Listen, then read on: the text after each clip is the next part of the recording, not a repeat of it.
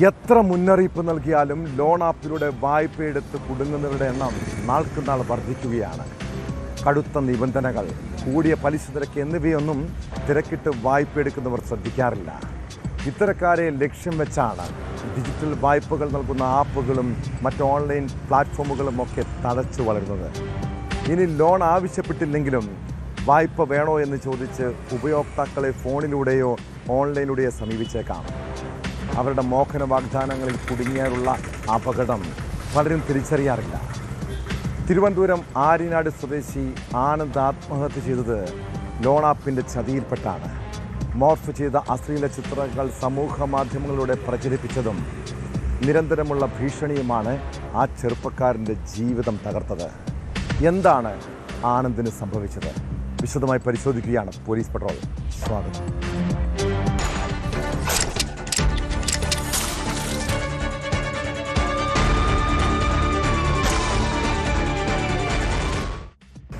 പണം വായ്പ വേണോ എന്ന് ചോദിച്ച് നിങ്ങൾക്കിടയ്ക്ക് ഫോൺ കോളുകൾ വരാറുണ്ടോ?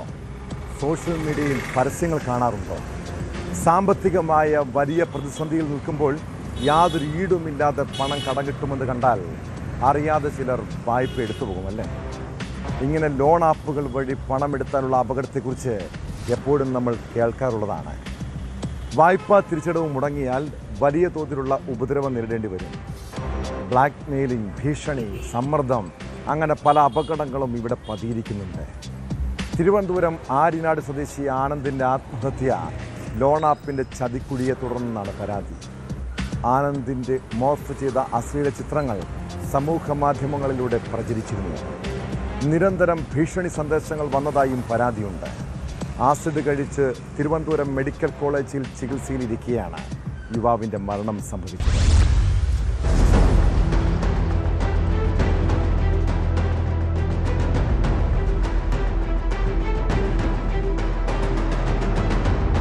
ആര്യനാട് പറണ്ടോട് സ്വദേശിയാണ് മരിച്ച ആനന്ദ്.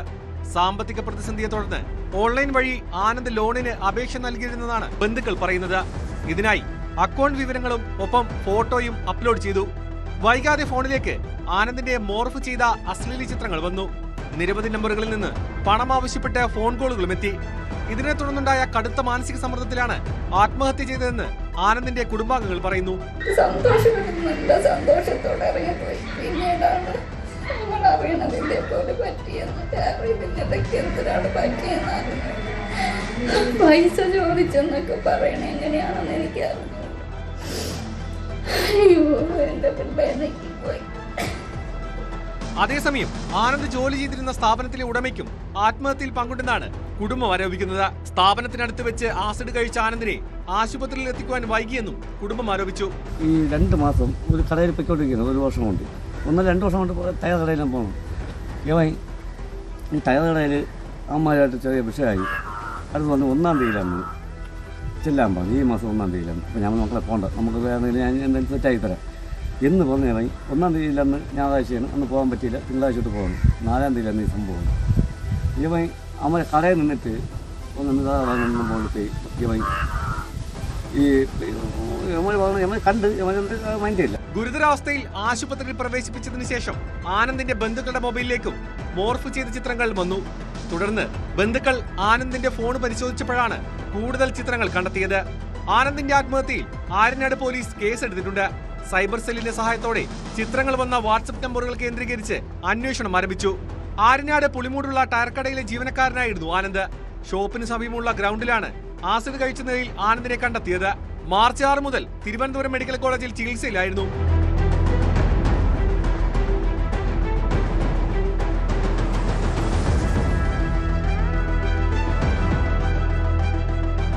ന്യൂസ് 18 തിരുവനന്തപുരം.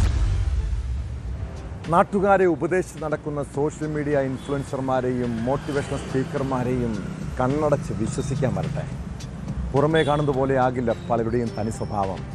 ഉപദേശത്തിൻ്റെയും കൗൺസിലിങ്ങിൻ്റെയും മറവിൽ പല വൃത്തികേടും കാട്ടുന്നവരുണ്ട്. മുൻ പോലീസ് ഉദ്യോഗസ്ഥനായ ഫിലിപ്പ് മമ്പാട് പോക്സോ കേസിൽ കുടുങ്ങിയതോടെയാണ് ഇതുപോലുള്ള പകൽമാന്യന്മാരെക്കുറിച്ച് നമ്മൾ ചർച്ച ചെയ്തത്.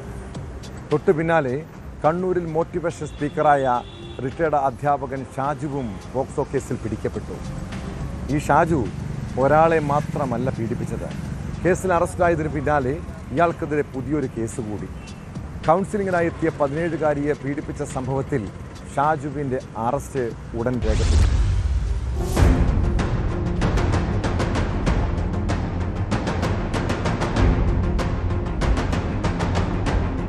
കോട്ടയം സ്വദേശിനിയായ പെൺകുട്ടിയുടെ പരാതിയിലാണ് മുഴക്കുന്ന് പോലീസ് കേസെടുത്തത്. കോട്ടയം പാമ്പാടി പോലീസ് സ്റ്റേഷനിൽ പെൺകുട്ടി നൽകിയ പരാതി ഇരുട്ടി മുഴക്കുന്ന് പോലീസ് സ്റ്റേഷനിലേക്ക് കൈമാറുകയായിരുന്നു. കൗൺസിലിംഗിനായി സമീപിച്ചപ്പോൾ 2 തവണ ഷാജു ഉപദ്രവിക്കാൻ ശ്രമിച്ചതാണ് കുട്ടിയുടെ പരാതി. ഹയർ സെക്കൻഡറി സ്കൂളിലെ മുൻ പ്രിൻസിപ്പളായ ഷാജു വിരമിച്ചതിന് ശേഷം ഹയർ സെക്കൻഡറി വകുപ്പിന്റെ career guidance and adolescent counselling state ഫാക്കൽറ്റിയായി പ്രവർത്തിച്ചു വരികയാണ്. 4 മാസങ്ങൾക്ക് മുൻപാണ് ആദ്യത്തെ കേസിനാസ്പദമായ സംഭവം നടന്നത്. കൗൺസിലിംഗിനായി എത്തിയ 17-കാരിയോട് മോശമായ രീതിയിൽ പെരുമാറിയെന്ന പരാതിയിലാണ് കഴിഞ്ഞ മാസം 23-ന് ഷാജുവിനെ മുഴക്കുന്ന് പോലീസ് അറസ്റ്റ് ചെയ്തത്. 2ാമത്തെ പരാതിയിൽ പോലീസ് കണ്ണൂർ ജയിലിലെത്തി ഇയാളുടെ അറസ്റ്റ് രേഖപ്പെടുത്തും. തുടർന്ന് കസ്റ്റഡിയിൽ വാങ്ങാനാണ് നീക്കം. ഷാജി സമൂഹ മാധ്യമങ്ങളിലും മറ്റും സ്ഥിരമായി മോട്ടിവേഷൻ വീഡിയോകൾ ചെയ്തിരുന്നു. കണ്ണൂരിലും മറ്റു ജില്ലകളിലും ഉൾപ്പെടെ സ്കൂളുകളിൽ അധ്യാപകർക്കും വിദ്യാർത്ഥികൾക്കും വേണ്ടി മോട്ടിവേഷൻ ക്ലാസ് നടത്തുന്നയാളാണ് Shaji.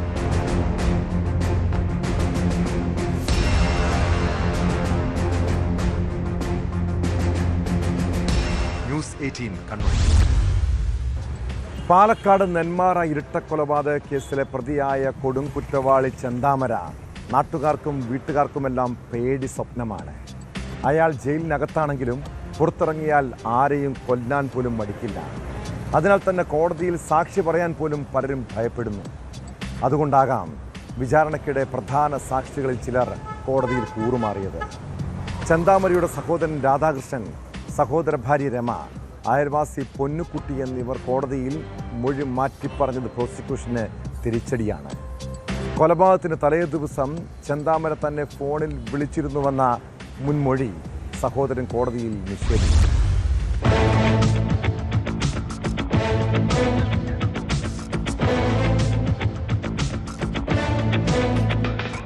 Palakkad additional district and sessions കോടതിയിൽ നടക്കുന്ന വിചാരണയ്ക്കിടെയാണ് പ്രധാന സാക്ഷികളുടെ കൂറുമാറ്റം.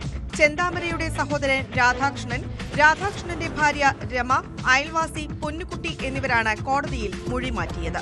കൊലപാതകത്തിന് തലേദിവസം ചെന്താമര തന്നെ ഫോണിൽ വിളിച്ചിരുന്നുവെന്ന് നേരത്തെ നൽകിയ മൊഴി സഹോദരൻ രാധാകൃഷ്ണൻ കോടതിയിൽ നിഷേധിച്ചു. രമയും പൊന്നുകുട്ടിയും പോലീസിന് നൽകിയ മൊഴികളിലെ പല ഭാഗങ്ങളും വിചാരണ വേളയിൽ മാറ്റിപ്പറഞ്ഞു. ഇതോടെ ഈ 3 സാക്ഷികളെയും കൂറുമാറിയവരായി പ്രഖ്യാപിക്കണമെന്ന് പ്രോസിക്യൂഷൻ കോടതിയോട് ആവശ്യപ്പെട്ടു.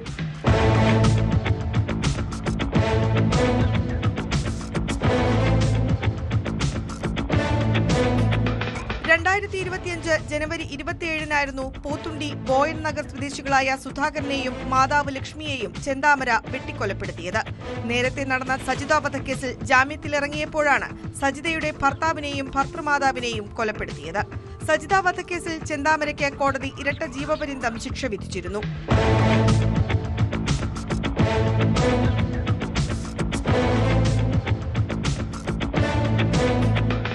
ന്യൂസ് 18 പാലക്കാട്. ട്രെയിൻ യാത്രക്കിടെ പല ദുരന്തങ്ങളും അപകട മരണങ്ങളും സംഭവിക്കാറുണ്ട്. അബദ്ധത്തിൽ കാൽ വഴുതി വീണും അല്ലാതെ സഹയാത്രക്കാർ അപായപ്പെടുത്തിയും അപകടങ്ങളുണ്ടാകാം. പല കേസുകളും ആരും അറിയാതെ സ്വാഭാവിക മരണമായി മാത്രം എഴുന്നള്ളാറുണ്ട്. എന്നാൽ പാലക്കാട് കാഞ്ഞിരക്കടവ് റെയിൽവേ മേൽപ്പാലത്തിന് താഴെ യുവാവിനെ ട്രെയിനിൽ നിന്നും വീണ് മരിച്ച നിലയിൽ കണ്ടെത്തിയ സംഭവം കൊലപാതകമെന്നാണ് പോലീസിൻ്റെ കണ്ടെത്തൽ. ദിണ്ടിഗൽ സ്വദേശി മുകേഷിനെ സഹയാത്രക്കാരൻ ട്രെയിനിൽ നിന്നും ചവിട്ടി തള്ളിയിട്ട് കൊലപ്പെടുത്തിയെന്നാണ് വിവരം. പ്രതിയുടെ മകളുമായി സംസാരിച്ചതിൻ്റെ ദേഷ്യത്തിൽ ചവിട്ടി താഴെയിടുകയായിരുന്നു. ഇരുവരും അയൽവാസികളും സുഹൃത്തുക്കളുമാണെന്ന് പോലീസ് പറയുന്നു.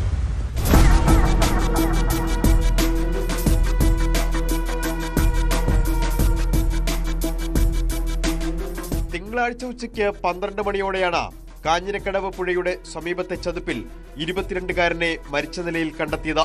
പാലക്കാട് റെയിൽവേ പോലീസ് നടത്തിയ അന്വേഷണത്തിലാണ് തമിഴ്നാട് ദിണ്ടിഗൽ സ്വദേശി ആർ മുകേഷിന്റെ മൃതദേഹം കണ്ടെത്തിയത്. തുടരന്വേഷണത്തിൽ കൊലപാതകത്തിന്റെ ചുരുളഴിയുകയായിരുന്നു. മുകേഷിനൊപ്പം ട്രെയിനിൽ യാത്ര ചെയ്തിരുന്ന അയൽവാസിയും സുഹൃത്തുമായ യുവാവിനെ പോലീസ് കസ്റ്റഡിയിലെടുത്തു. മംഗളൂരുവിൽ റബ്ബർ തോട്ടത്തിൽ തൊഴിലാളികളാണ് ഇരുവരും. കണ്ണൂർ യശ്വന്ത്പുര എക്സ്പ്രസിൽ സഞ്ചരിക്കവെയാണ് കൊലപാതകം.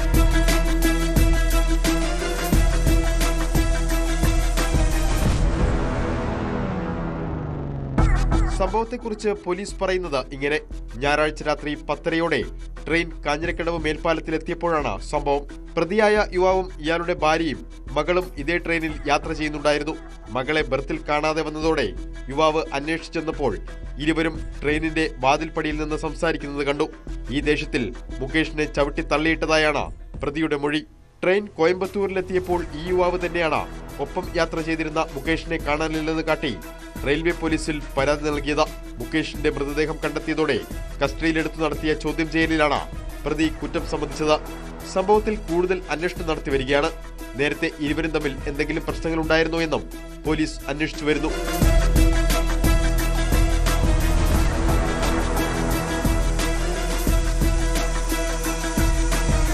ന്യൂസ് 18 പാലക്കാട്. ബാലമന്ദിരങ്ങളിലെയും അനാഥാലയങ്ങളിലെയും കുട്ടികൾ സമൂഹത്തിൽ ഏറ്റവും കരുതലും പരിഗണനയും ആവശ്യമുള്ളവരാണ്. എല്ലാവരാലും മാറ്റി നിർത്തപ്പെട്ട, ഗതികേട് കാരണം സർക്കാരിൻ്റെ തണലിൽ ജീവിക്കാൻ വിധിക്കപ്പെട്ട ആ കുട്ടികളെ നമ്മൾ ചേർത്ത് നിർത്തേണ്ടതാണ്. എന്നാൽ നിർഭാഗ്യമെന്ന് പറയട്ടെ, പല അഗതി മന്ദിരങ്ങളും അവർക്ക് കണ്ണീരും വേദനയുമാണ് സമ്മാനിക്കുന്നത്. തിരുവനന്തപുരം നെയ്യാറ്റിൻകരയിൽ ട്രൈബൽ ഹോസ്റ്റലിലെ അന്തേവാസികളായ വിദ്യാർത്ഥികളെ മർദ്ദിച്ചതാണ് ഒടുവിലത്തെ സംഭവം. അമ്പൂരി എസ് എച്ച് ജ്യോതിസ് ഭവനിലെ അന്തേവാസികളെ ഹോസ്റ്റൽ അധികൃതർ മർദ്ദിച്ചതാണ് പരാതി. എന്നാൽ ആരോപണം ഹോസ്റ്റൽ അധികൃതർ നിഷേധിച്ചു. ഒരു വിദ്യാർത്ഥിനിയുടെ മാതാവ് നൽകിയ പരാതിയിൽ പോലീസ് കേസെടുത്തിട്ടുണ്ട്.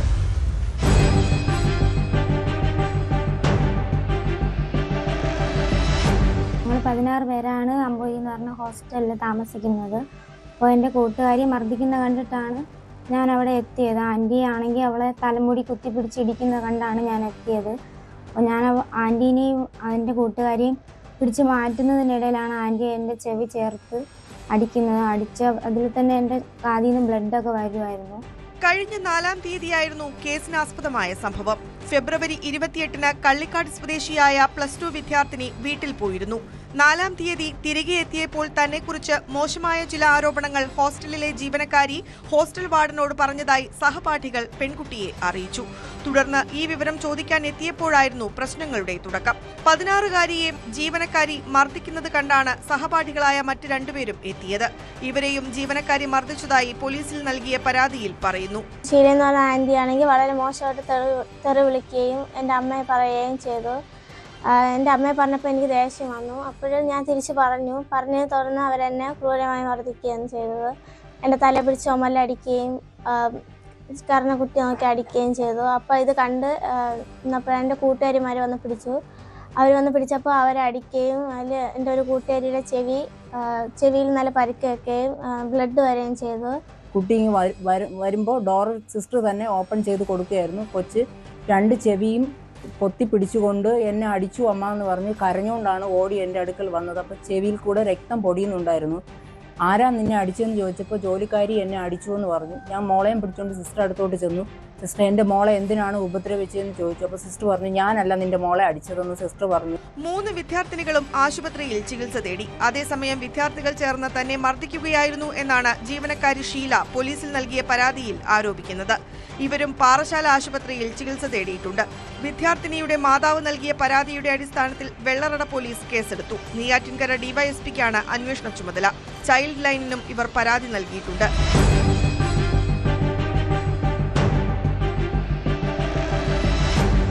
ന്യൂസ് 18 നെയ്യാറ്റിൻകര.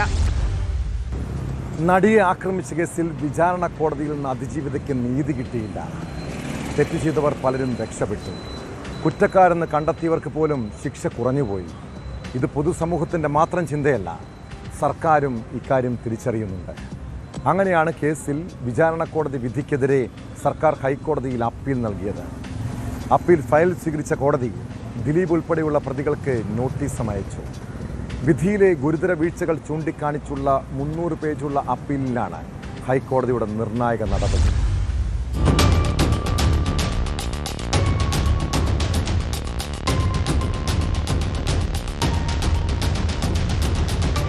ദിലീപ് ഉൾപ്പെടെ 4 പ്രതികളെ വെറുതെ വിട്ട വിചാരണ കോടതി വിധിക്കെതിരെ സർക്കാർ നൽകിയ അപ്പീലാണ് ഹൈക്കോടതി ഫയലിൽ സ്വീകരിച്ചത്.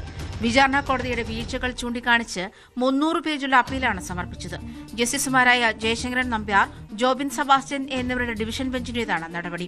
ദിലീപ് ഉൾപ്പെടെയുള്ളവരെ വെറുതെ വിട്ട് എറണാകുളം പ്രിൻസിപ്പൽ സെഷൻസ് കോടതിയുടെ വിധി റദ്ദാക്കണമെന്നും പൾസ് സുനി ഉൾപ്പെടെയുള്ള കുറ്റവാളികളുടെ ശിക്ഷ വർദ്ധിപ്പിക്കണമെന്നും ആവശ്യപ്പെട്ടാണ് പ്രോസിക്യൂഷൻ ഹൈക്കോടതിയെ സമീപിച്ചത്.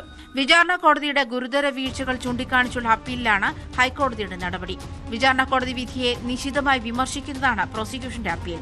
വിധി ക്രിമിനൽ നടപടികളുടെയും സ്വാഭാവിക നീതിയുടെയും ലംഘനമാണെന്നും പ്രതികൾക്ക് നൽകുന്ന ശിക്ഷ സമൂഹത്തിന് യുക്തമായ സന്ദേശമായിരിക്കണമെന്നും ദിലീപ് ഉൾപ്പെടെ പ്രതികളെ വെറുതെ വിട്ടത് നിയമവിരുദ്ധമാണെന്നും പ്രോസിക്യൂഷൻ ചൂണ്ടിക്കാട്ടിയിരുന്നു.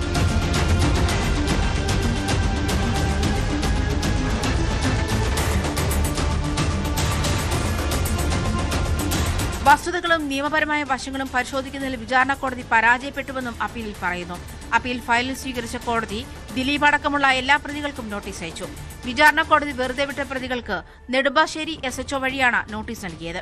കേസിൽ ഒന്നാം പ്രതി പൾസ് സുനി അടക്കമുള്ള 6 പ്രതികൾക്ക് വിചാരണ കോടതി 20 വർഷം കഠിന തടവും വിവിധ കേസുകളിലായി പിഴശിക്ഷയും വിധിച്ചിരുന്നു. എന്നാൽ ഗൂഢാലോചന കുറ്റം തെളിയിക്കാനായില്ലെന്നും ചൂണ്ടിക്കാട്ടിയാണ് 7 മുതൽ 10 വരെ പ്രതികളെ വെറുതെ വിട്ടത്. 7ാം പ്രതി ചാർലി തോമസ്, 8ാം പ്രതിയായിരുന്ന ദിലീപ്, 9ാം പ്രതി മേസ്ത്രി സനൽ, 15ാം പ്രതി ശരത് എന്നിവരെയാണ് വെറുതെ വിട്ടത്. കുറ്റക്കാരെന്ന് കണ്ടെത്തിയ പൾസ് സുനി ഉൾപ്പെടെയുള്ള 6 പ്രതികൾക്ക് പരമാവധി ശിക്ഷ നൽകണമെന്നും അപ്പീലിലുണ്ട്. നിലവിൽ വിയ്യൂർ ജയിലിലാണ് കേസിൽ ശിക്ഷിക്കപ്പെട്ട 6 പ്രതികൾ. ഇവർക്ക് വിയ്യൂർ സെൻട്രൽ ജയിൽ സൂപ്രണ്ട് മുഖേനയാണ് ഹൈക്കോടതി നോട്ടീസ് അയച്ചത്. വിചാരണ കോടതി വിധി വന്ന് 77ാം ദിവസമാണ് സംസ്ഥാന സർക്കാർ അപ്പീൽ നൽകുന്നത്. കുറ്റക്കാരെന്ന് കണ്ടെത്തിയവരുടെ ശിക്ഷാ കാലാവധി വർദ്ധിപ്പിക്കണമെന്ന ആവശ്യം 60 ദിവസത്തിനുള്ളിലായിരുന്നു ഉന്നയിക്കേണ്ടത്.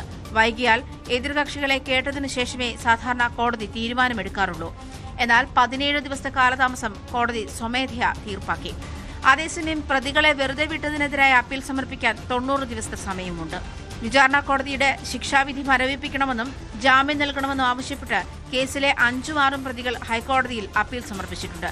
ലൈംഗിക കുറ്റകൃത്യത്തിന് കൊട്ടേഷൻ നൽകിയതിന് രാജ്യത്ത് ആദ്യമായി രജിസ്റ്റർ ചെയ്ത കേസാണിത്. 2017 ഫെബ്രുവരി 17 തൃശൂരിൽ നിന്നും കൊച്ചിയിലേക്കുള്ള യാത്രക്കിടെയാണ് നടി ആക്രമിക്കപ്പെട്ടത്. 8 വർഷം നീണ്ട വിചാരണയ്ക്കൊടുവിൽ 2025 ഡിസംബർ 8 കേസിൽ വിധി വന്നത്.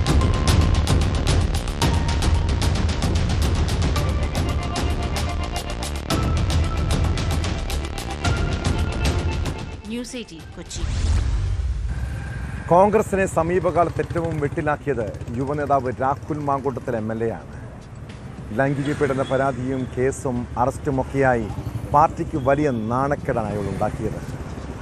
തെരഞ്ഞെടുപ്പ് അടുത്തിരിക്കെ രാഹുൽ മാങ്കൂട്ടത്തിനെതിരായ പീഡന കേസ് വീണ്ടും ചർച്ചകളിൽ സജീവമാക്കാനാകും ഇടതുപക്ഷത്തിൻ്റെ നീക്കം. അതിനിടെ 2ാമത്തെ പീഡന പരാതിയിൽ രാഹുലിൻ്റെ ജാമ്യം റദ്ദാക്കണമെന്നാവശ്യപ്പെട്ട് പ്രോസിക്യൂഷൻ കോടതിയെ സമീപിച്ചു. കോടതിയിൽ രഹസ്യമൊഴി നൽകിയതിൻ്റെ പിറ്റേ ദിവസം ബംഗളൂരു സ്വദേശിയായ യുവതിയെ ഭയപ്പെടുത്താൻ രാഹുൽ ശ്രമിച്ചെന്ന് പ്രോസിക്യൂഷൻ പറയുന്നു.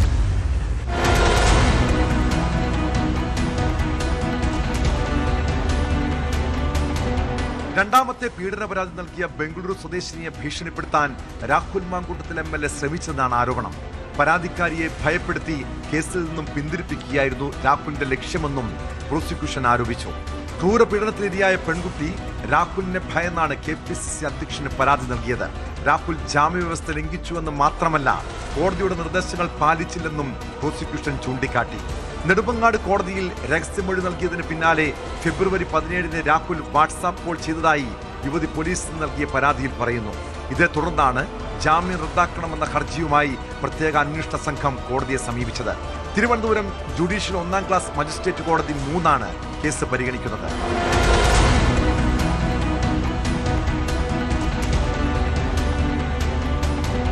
ഇരയെ ബന്ധപ്പെടാൻ പാടില്ലെന്ന വ്യവസ്ഥയോടെയാണ് കേസിൽ കോടതി ജാമ്യം നൽകിയിരുന്നതെന്ന് പ്രോസിക്യൂഷൻ ചൂണ്ടിക്കാട്ടി. ജില്ലാ കോടതി മുൻകൂർ ജാമ്യം അനുവദിക്കുമ്പോൾ നൽകിയിരുന്ന 5ാമത്തെ വ്യവസ്ഥ ലംഘിച്ചാണ് പ്രതി അതിജീവിതയെ ഫോണിൽ ബന്ധപ്പെടാൻ ശ്രമിച്ചത്. ഇത് കണക്കിലെടുത്ത് ജാമ്യം റദ്ദാക്കണമെന്നും പ്രോസിക്യൂഷൻ ആവശ്യപ്പെട്ടു.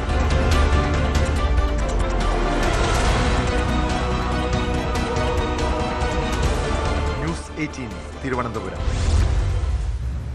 രാഷ്ട്രീയ നേതാക്കൾ പൊതുരംഗത്ത് മാത്രമല്ല വ്യക്തിജീവിതത്തിലും മാതൃക പുലർത്തേണ്ടവരാണ്. ജനങ്ങൾക്ക് അവരോടുള്ള വിശ്വാസം നഷ്ടപ്പെടാൻ ചെറിയൊരു ആരോപണം മതി. മുൻ MLA ഷാനിമോൾ ഉസ്മാനെതിരായ ആരോപണം കോൺഗ്രസിന് പുതിയ തലവേദനയാകുകയാണ്. ഷാനിമോൾ കർണാടകയിൽ ഫ്ളാറ്റ് തട്ടിപ്പ് നടത്തിയെന്ന പരാതിയുമായി ഒരു കൂട്ടം പ്രവാസികൾ രംഗത്തെത്തി. മകളുടെ പേരിൽ ഫ്ലാറ്റ് വാങ്ങിയ ശേഷം മറ്റ് താമസക്കാരുടെ അപ്പാർട്ട്മെൻറ്റുകൾ കൂടി കയ്യേറിയെന്നാണ് ആരോപണം. ഭൂമി തട്ടിപ്പുമായി ബന്ധപ്പെട്ട് കോൺഗ്രസ് നേതൃത്വത്തിന് പരാതി നൽകിയിട്ടും യാതൊരു നടപടിയെടുത്തില്ലെന്നും പ്രവാസി സംഘം ആക്ഷേപമുന്നയിക്കുന്നു.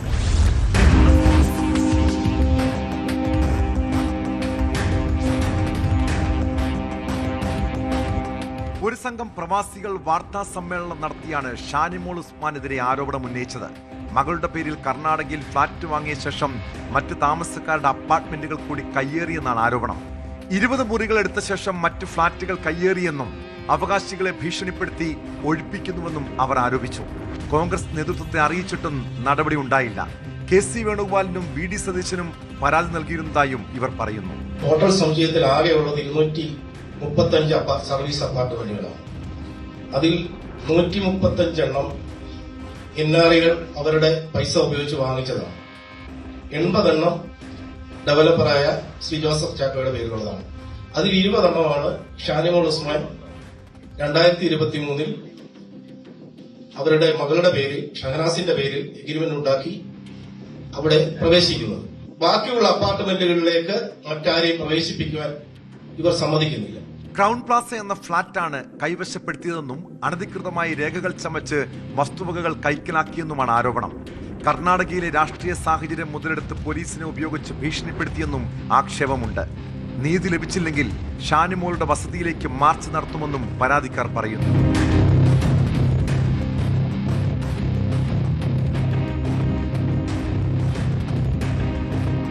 ന്യൂസ് 18 തിരുവനന്തപുരം. മനുഷ്യജീവന്റെ വില ഏറ്റവും നന്നായി അറിയാവുന്നവരാണ് ആരോഗ്യ പ്രവർത്തകർ. അവരുടെ ഭാഗത്തുനിന്ന് ചെറിയ വീഴ്ചകൾ ഉണ്ടായാൽ പോലും അത് അംഗീകരിക്കാൻ കഴിയില്ല. എന്നാൽ സമീപകാലത്ത് വളരെ അശ്രദ്ധയോടെയാണ് പല ആശുപത്രികളും രോഗികളെ കൈകാര്യം ചെയ്യുന്നത്. ഇടുക്കി നെടുങ്കണ്ടത്ത് ഗർഭിണിക്ക് മരുന്ന് മാറി നൽകിയ സംഭവത്തെ അതീവ ഗൗരവമായി തന്നെ കാണണം. നെടുങ്കണ്ടത്തെ സ്വകാര്യ ആശുപത്രിയിൽ നിന്നാണ് ഗുളിക മാറി നൽകിയത്. ഫോളിക് ആസിഡ് ടാബ്ലറ്റിന് പകരം ക്യാൻസറിനുള്ള മരുന്ന് നൽകിയെന്നാണ് പരാതി.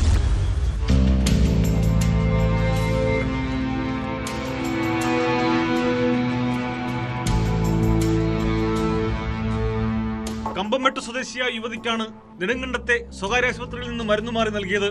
കഴിഞ്ഞ ദിവസം ഗർഭസംബന്ധമായ അസ്വസ്ഥതകളെ തുടർന്നാണ് യുവതിയെ ആശുപത്രിയിൽ പ്രവേശിപ്പിച്ചത്. ഡോക്ടർ പരിശോധിച്ച ശേഷം വിവിധ മരുന്നുകളും നൽകി. 2 ദിവസത്തിന് ശേഷം ഡിസ്ചാർജായ സമയത്ത് ലഭിച്ച മരുന്നുകൾ പരിശോധിച്ചപ്പോഴാണ് ഗുളിക മാറിയ വിവരം കുടുംബം അറിയുന്നത്. പോളിട്രാക്സിൻ എന്ന് പറഞ്ഞൊരു ഗുളികയാണ് തന്നത്. ഫോളിക് ആസിഡിന് പകരമാണ് പോളിട്രാക്സിൻ എന്ന് പറഞ്ഞൊരു ഗുളികയാണ് നമുക്ക് തന്നത്. ആ ഗുളിക കഴിച്ച് കഴിഞ്ഞാൽ ക്യാൻസറിന് കൊടുക്കുന്ന ഗുളികയാണ്. ആ ഗുളിക കഴിച്ച് കഴിഞ്ഞാൽ മാരകമായിട്ടുള്ള അസുഖങ്ങളും ഒന്നെങ്കിൽ അബോഷനായി പോകാൻ ചാൻസ് ഉണ്ട്, അല്ലെങ്കിൽ കുഞ്ഞിന് മാരകമായ രോഗങ്ങൾ ഉണ്ടാക്കാൻ ചാൻസ് ഉണ്ട്. അങ്ങനെയാണ് ഞാൻ ഇന്ന് സെന്റ് ജോൺസ് ഹോസ്പിറ്റലിൽ പോയപ്പോഴത്തേക്കും പറഞ്ഞത്. ഇതിപ്പോൾ 4ാമത് ബില്ലെടുത്ത് നോക്കിയപ്പോഴത്തേക്കാണ് നമ്മൾ മരുന്ന് തന്നതായിട്ട് അത് കഴിക്കുകയും ചെയ്തിട്ടുണ്ട് 2 ഗുളിക. എന്തിന് തന്നതെന്ന് നമുക്കറിയത്തില്ല. ഡോക്ടർ മാറിപ്പോയതാണോ നേഴ്സുമാർക്ക് മാറിയതാണോ നമുക്കറിയത്തില്ല. ചിലതരം ക്യാൻസറുകൾ, ഓട്ടോ ഇമ്മ്യൂൺ രോഗങ്ങൾ, റുമറ്റോയ്ഡ് ആർത്രൈറ്റിസ് തുടങ്ങിയവയ്ക്ക് നൽകുന്ന ഫോളിട്രാക്സ് 5 mg ടാബ്ലറ്റാണ് മാറി നൽകിയത്. രോഗിയല്ലാത്ത വ്യക്തി ഈ മരുന്ന് കഴിച്ചാൽ ഗുരുതരമായ പാർശ്വഫലങ്ങൾ ഉണ്ടാവാനിടയുണ്ടെന്ന് വിദഗ്ധർ പറയുന്നു. ഗർഭസ്ഥ ശിശുവിനെയും ഇത് ഗുരുതരമായി ബാധിക്കാം. സംഭവത്തിൽ ആരോഗ്യവകുപ്പിനടക്കം പരാതി നൽകാൻ ഒരുങ്ങുകയാണ് വീട്ടുകാർ. അതേസമയം ഗുളിക കൊടുക്കാനെടുത്തപ്പോൾ നേഴ്സിന് മനസ്സിലായെന്നും മാറ്റി നൽകിയെന്നുമാണ് ആശുപത്രിയുടെ വിശദീകരണം. ഈ വിവരം രേഖകളിൽ വ്യക്തമാണെന്നും ആശുപത്രി അധികൃതർ വ്യക്തമാക്കി.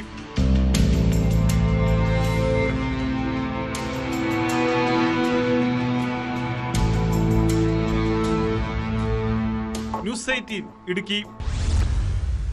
സംസ്ഥാനത്ത് പലയിടത്തും ലഹരി വേട്ട തുടരുകയാണ്. കാസർഗോഡ് ചന്തേരയിൽ MDMAയുമായി യുവാവ് പിടിയിലായി. കണ്ണൂർ കൂടാളി സ്വദേശി അജ്മലിനെ എക്സൈസ് ആണ് പൊക്കിയത്. മലപ്പുറത്ത് വിൽപ്പനയ്ക്കായി കൈവശം വെച്ച 4 കിലോ കഞ്ചാവുമായി ഇതര സംസ്ഥാന തൊഴിലാളി അറസ്റ്റിലായി. ബംഗാൾ സ്വദേശി രാഹുലിനെ ഡാൻസ് ഓഫ് സംഘമാണ് പിടികൂടിയത്. തിരുവനന്തപുരം കല്ലമ്പലത്ത് അനധികൃത വിൽപ്പനയ്ക്ക് സൂക്ഷിച്ച 8 ലിറ്റർ മദ്യവുമായി യുവാവ് എക്സൈസിന്റെ പിടിയിലായിട്ടുണ്ട്.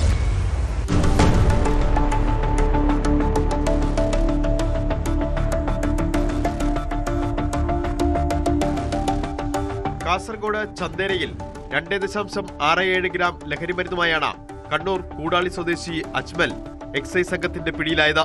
എക്സൈസ് ഇൻസ്പെക്ടർ P കാർത്തികേയന്റെ നേതൃത്വത്തിലാണ് അജ്മലിനെ പിടികൂടിയത്.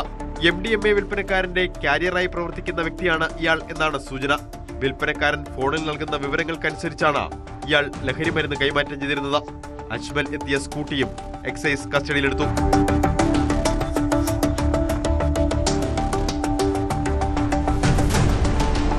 വിൽപ്പനയ്ക്കായി കൈവശം വെച്ച 4.5 കിലോ കഞ്ചാവുമായാണ് ഇതര സംസ്ഥാന തൊഴിലാളി മലപ്പുറത്ത് അറസ്റ്റിലായത്. വെസ്റ്റ് ബംഗാൾ സ്വദേശി രാഹുലിനെയാണ് ഡാൻസ് ഓഫ് സംഘം അറസ്റ്റ് ചെയ്തത്. ബംഗാളിൽ നിന്ന് കേരളത്തിലെത്തിച്ച കഞ്ചാവ് ചില്ലറ വിൽപ്പന നടത്തുന്നതാണ് പ്രതിയുടെ രീതി. രഹസ്യവിവരത്തെ തുടർന്ന് നടത്തിയ പരിശോധനയിൽ കാളികാവ് ആമപ്പൊയിൽ നിന്നാണ് ഇയാൾ പിടിയിലായത്. നിലമ്പൂർ ഡിവൈഎസ്പി BV ലതീഷിന് ലഭിച്ച രഹസ്യവിവരത്തെ തുടർന്നായിരുന്നു പരിശോധന. പിടികൂടിയ കഞ്ചാവിന് വിപണിയിൽ 1 ലക്ഷം രൂപയോളം വില വരും. തിരുവനന്തപുരം കല്ലമ്പലത്ത് 8 ലിറ്റർ വിദേശ മദ്യവുമായി ഒരാൾ എക്സൈസിന്റെ പിടിയിലായി. പനയറ പോസ്റ്റ് ഓഫീസ് ജംഗ്ഷന് സമീപമുള്ള ബാവച്ചി എന്ന് വിളിക്കുന്ന ബിനുവാണ് പിടിയിലായത്. സ്കൂട്ടറിലാണ് പ്രതി മദ്യം സൂക്ഷിച്ചിരുന്നത്. പള്ളിക്കൽ മടവൂർ ഭാഗങ്ങളിൽ എക്സൈസ് നടത്തിയ പരിശോധനയിലാണ് ഇയാൾ പിടിയിലായത്.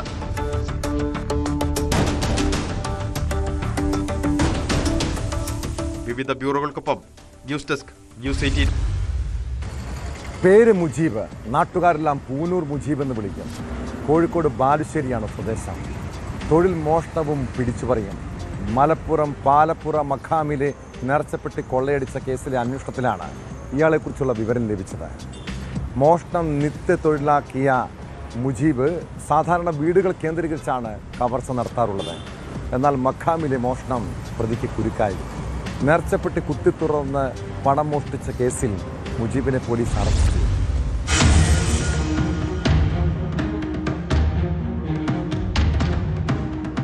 ശനിയാഴ്ച പുറത്ത് നടന്ന മോഷണത്തിൽ 2 ദിവസത്തിനകമാണ് കോട്ടക്കൽ പോലീസ് പ്രതിയെ അറസ്റ്റ് ചെയ്തത്.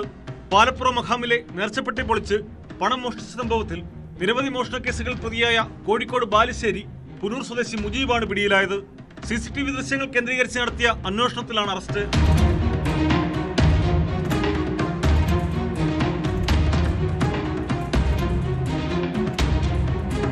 മുജീബിനെ കുറിച്ച് അന്വേഷിച്ചപ്പോൾ കേരളത്തിലെ വിവിധ സ്റ്റേഷനുകളിലായി 8 മോഷണ കേസുകളിൽ പ്രതിയാണ് ഇയാളെന്ന് വ്യക്തമായി. കുന്തംകുളം, തിരൂരങ്ങാടി, പൊന്നാനി, മാവൂർ, കോട്ടക്കൽ തുടങ്ങിയ സ്റ്റേഷനുകളിൽ ഇയാൾക്കെതിരെ കേസുകളുണ്ട്. തിരൂരങ്ങാടി പോലീസ് രജിസ്റ്റർ ചെയ്ത കേസിൽ 1 വർഷം മുൻപാണ് മുജീബ് മഞ്ചേരി ജയിലിൽ നിന്ന് ശിക്ഷ കഴിഞ്ഞിറങ്ങിയത്. ഭാര്യയും 4 മക്കളുമുള്ള ഇയാൾ കുടുംബത്തെ ഉപേക്ഷിച്ച് മോഷണം തൊഴിലാക്കിയിരിക്കുകയാണെന്ന് പോലീസ് പറഞ്ഞു. കോട്ടക്കലിലെ SI-മാരായ സുരേഷ്, സെബാസ്റ്റ്യൻ, ASI-മാരായ അനീഷ് ചാക്കോ, ഹബീബ്, CPO അഭിലാഷ് എന്നിവരടങ്ങിയ സംഘമാണ് പ്രതിയെ അറസ്റ്റ് ചെയ്തത്. പാലപ്പുറ മഖാമിന്റെ വീൽ തകർത്തകത്ത് കടന്നാണ് നേർച്ചപ്പെട്ടിയിൽ നിന്ന് പണം കവർന്നത്. എല്ലാ ശനിയാഴ്ചകളിലും നേർച്ചപ്പെട്ടി തുറന്ന് പണമെടുക്കാറുണ്ടെന്നിരിക്കെ അതിനു മുമ്പായിരുന്നു മോഷണം. മഖാമിൽ സിയാറത്തിൽ വരുന്ന വിശ്വാസികൾ നേർച്ചയിടുന്ന തുകയാണ് പെട്ടിയിലുണ്ടായിരുന്നത്.